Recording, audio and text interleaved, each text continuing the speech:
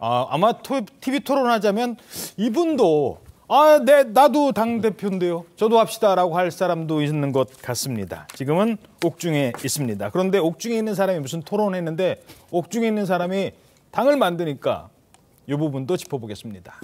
돈봉투 살포 의혹 정점으로 지목됐던 송영길 전 대표의 첫 재판이 어제 열립니다.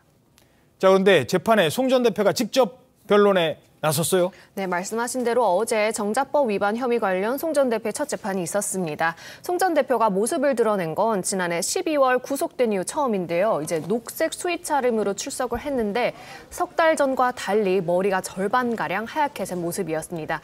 이제 검찰의 혐의 관련 PPT가 끝난 후 송 전 대표는 직접 발언 기회를 얻어서 20분가량 셀프 변론을 진행했는데요. 예. 격정적인 토로가 계속되자 재판부가 도중에 물 좀 마시라고 권유할 정도였습니다. 물 마시고 하세요. 막 그러면서. 네, 그런데 송 전 대표는 계속 이어서 당시 상대 후보에 앞서 있어 돈봉투 살포 필요성을 느끼지 못했고 돈봉투 살포를 보고도 받지도 않았고 지시하지도 않았다 이렇게 주장을 했습니다. 또 검찰이 자신을 구속시키기 위해 외곽 후원 조직에 대한 수사를 끌어들였다며 불법 정치 자금과 뇌물 수술 혐의에 대해 검찰의 공소권 남용이라고 비판했습니다. 예. 자, 이러면서 이런 주장을 합니다. 옥중에서 창당을 지휘했죠. 당 이름은 소나무당.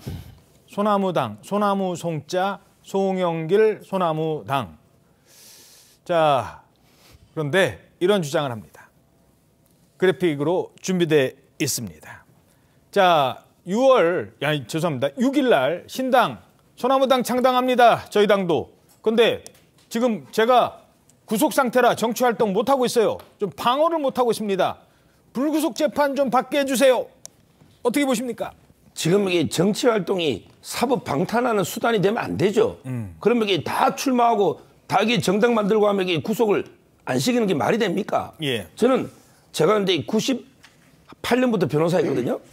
근데 한 번도 뇌물 받은 분이 내가 뇌물 받았다 자백하는 걸 저는 본 적이 없어요.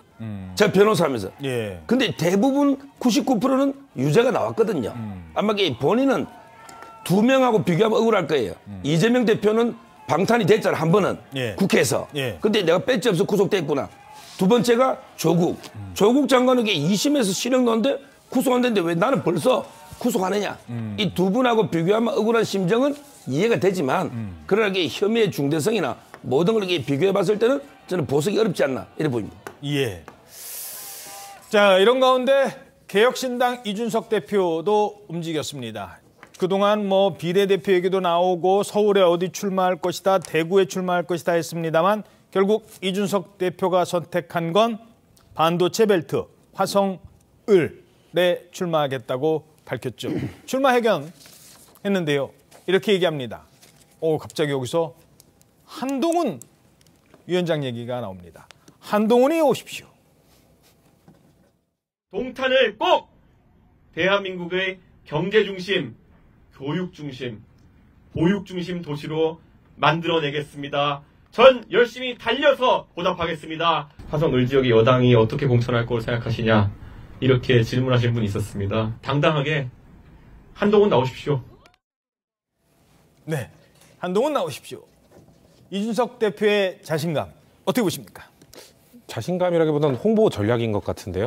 저렇게 한동훈 위원장을 언급을 해야 지금 기사화될 수 있고 아무래도 지금 제3지대가 워낙 분산되어 있고 주목을 받고 있지 못하다 보니까 저런 발언을 통해서 개혁신당을 홍보할 수 있는 그 수단으로 삼은 게 아닌가라는 생각이 있고 대신에 저 지역에 대한 자신감, 일정 부분의 자신감은 있을 것 같습니다. 왜냐하면 전국 지역구 중 가장 젊은 곳이지 않습니까? 아무래도 본인이 지지 기반인 젊은 2030 세대에 어필할 수 있는 지역이라는 생각으로 자신감을 갖고 있는 것 같은데 글쎄요, 저는 발언은 자신 있어 보였지만 이준석 대표의 좀 모습에서는 점점 자신감이 없어지고 있다는 느낌을 지울 수는 없을 것 같습니다. 예. 자, 한동훈 나오십시오. 한동훈 나오래요. 한동훈 위원장은 불출마를 일찌감치 선언하고 당 위원장이 됐는데 어찌됐든 화성을 후보자에 대한 질문이 한동훈 위원장에게 나왔어요. 지금 누구로 대항마실 겁니까? 이렇게 답변이 나왔습니다.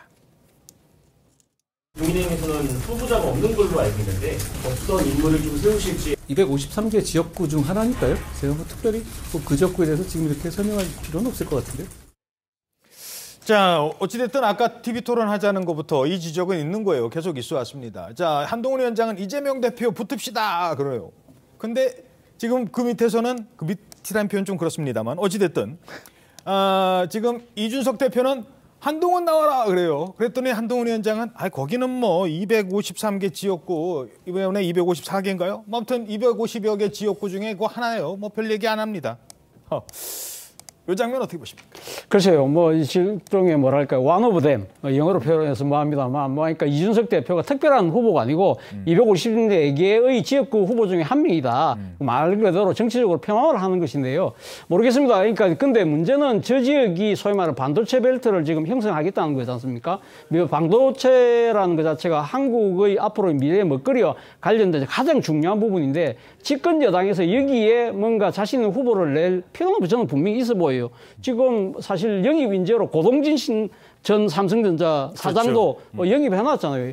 이런 전략적 장소에다가 그런 분들을 적극적으로 공천하는 것도 저는 뭐 국민의힘으로서는 하나의 대응카드가 아닐까라는 생각이 드는데 완전히 무시하는 것은 좋은 전략은 아니라고 봅니다. 예. 그리고 이제 행마라는 게 있죠. 뭐 그것까지 하나만 더 질문드리죠. 정치 오래 지켜보셨으니까.